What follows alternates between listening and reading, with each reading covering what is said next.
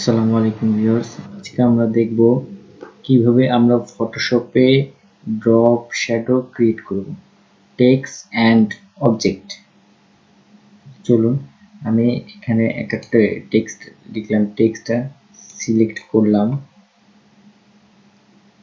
এখানে আমার লেয়ার আছে কতগুলো, এখানে টেক্সট লেয়ারটা সিলেক্ট করে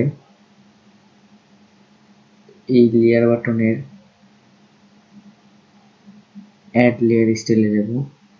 এখানে অ্যাড লেয়ার স্টাইলে একেবারে নিচের দিকে এখানে ড্রপ শ্যাডো নামে একটি টুলবক্স আছে। তো আমরা এই টুলবারটা নেব।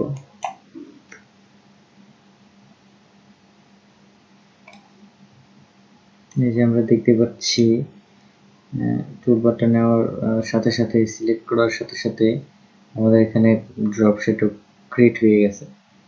এখন আমরা আমাদের ইচ্ছে মতো এটাকে সাইজ করতে পারবো।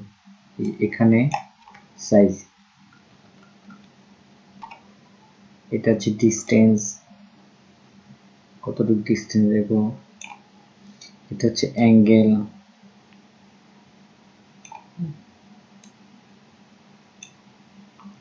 এটা হচ্ছে মাল অপাসিটি। তো আমরা এভাবে একটা টেক্সটে আমরা ড্রপ শ্যাডো দিতে পারি।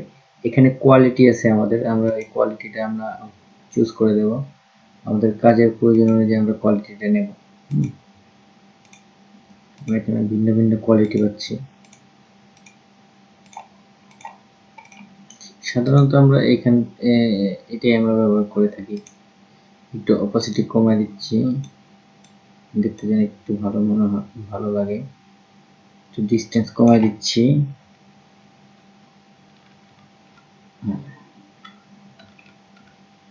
রাইট, সাইজ যদি কমাতে চাই একটু কমাতে পারি। ঠিক, এন্টার। ঠিক একইভাবে আমরা আমাদের রেক্টেঙ্গেল অবজেক্টটাকে শ্যাডো দিতে পারি। শ্যাডো,